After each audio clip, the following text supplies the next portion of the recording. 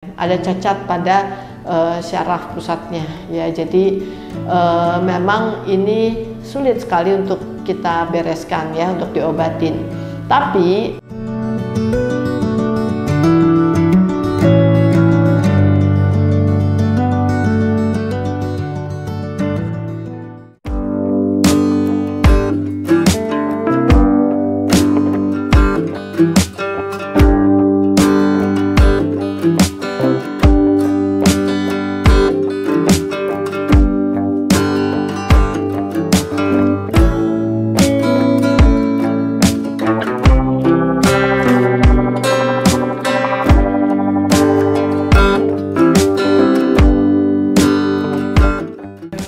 hai guys, kita ketemu lagi dengan saya Dr. Ana Janti.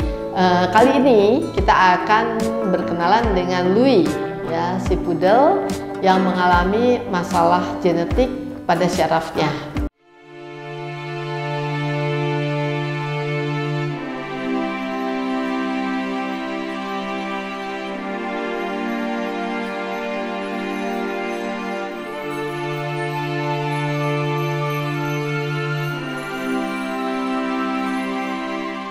Ya, jadi Louis ini di umur tertentu kemudian yang mengalami penurunan degenerasi pada syarafnya, dan memang ini banyak dijumpai untuk ras poodle ya. Jadi itu memang genetik bawaan dari dirinya.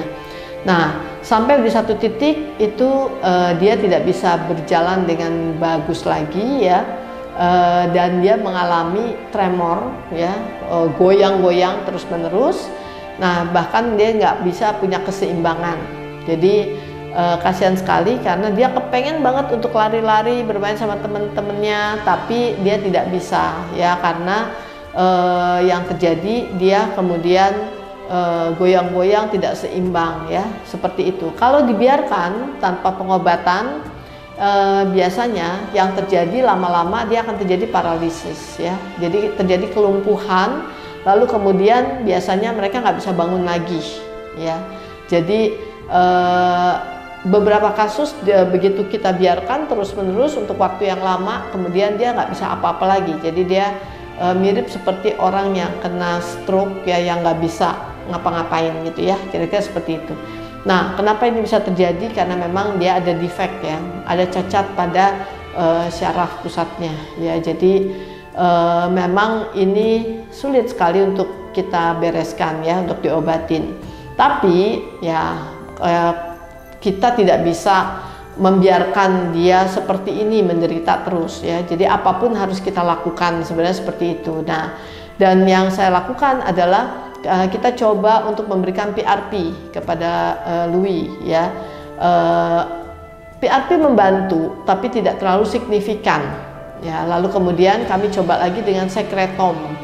Ya, begitu diberikan sekretom, terlihat dia jauh lebih oke ya. Jadi pada saat PRP pun sebenarnya udah kelihatan ada perubahan, tapi memang perubahan ini ya tidak terlalu signifikan karena PRP ini mungkin lebih lemah kondisinya, lebih derajatnya gitu ya, tidak bisa cepat gitu ya untuk membereskan sel-sel yang rusak.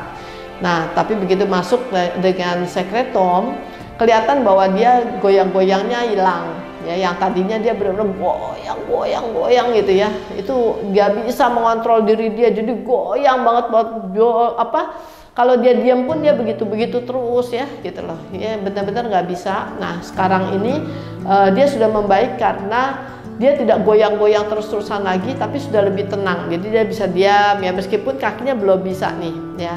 Tapi saya tetap optimis gitu ya. Memang saya tahu ini tidak bisa dalam waktu yang singkat ya, mungkin beda dengan kondisi yang anabul yang normal tapi kemudian kena stroke ya, tanpa ada defect secara genetik, tanpa ada cacat secara genetik. Itu biasanya akan lebih mudah, lebih cepat untuk kita bereskan. Tapi kalau ini memang cacat secara genetik ya. Tapi kan kita nggak bisa membiarkan dia begitu saja, kan kasihan. Jadi apa yang kami lakukan ya, kami berusaha untuk menolong ya, dilakukan melalui penyuntikan sekretom ya. Nah, yang diambil itu dari tali pusat dari hewan yang lain gitu ya, dari anjing yang lain. Kenapa ya? Karena memang nggak bisa, karena kan dia memang ada cacat secara genetik, jadi nggak mungkin kita ambil, jadi harus ambil dari tempat yang lain. Nah, lalu kita proses, kemudian kita suntikan sekretomnya ke dalam badan dia. Ya, buat saya progres itu ada biarpun kecil, tapi yang lebih menyenangkan adalah dia tidak memburuk. Ya, jadi dia tidak bertambah jelek, tidak bertambah buruk.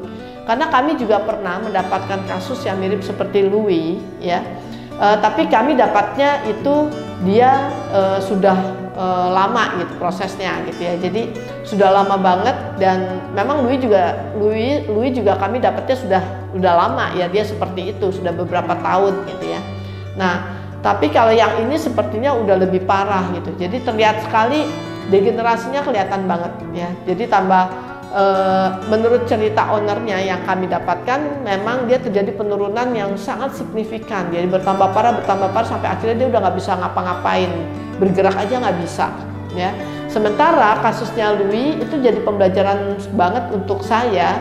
Kenapa? Karena Louis ini bukan terjadi kelumpuhan ya yang bertambah parah, bukan, tapi justru dia terjadi perbaikan sebenarnya, meskipun dia masih belum bisa jalan normal seperti yang kita harapkan.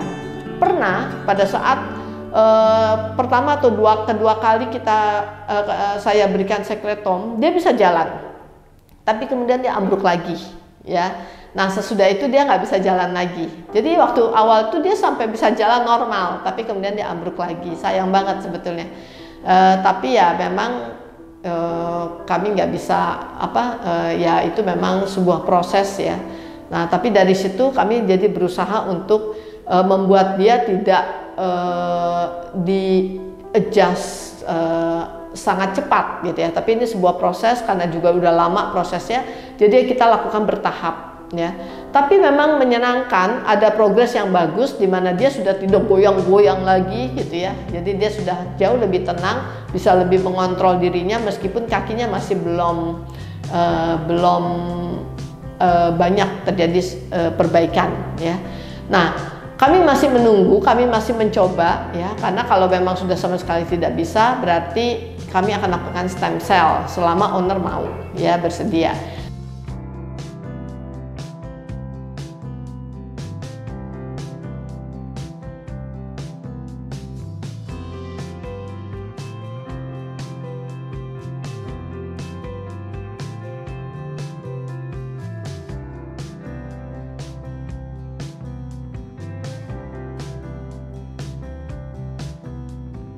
Kami masih berusaha berjuang bersama Louis. Semoga Louis bisa ditolong untuk mendapatkan better life dan happy life ya.